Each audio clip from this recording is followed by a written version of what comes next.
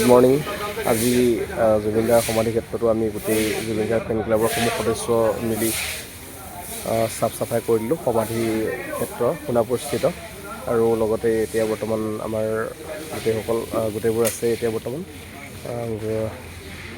সকলোৱে মিলি চাফ চাফাই কৰি আছোঁ। ইফালে বৌ আছে আৰু ইফালে আছে মোৰ বন্ধু, গোটেইবোৰ আমি একেলগে আছোঁ আৰু এতিয়া বৰ্তমান চাফ চাফাই কামত লাগি আছোঁ এতিয়া।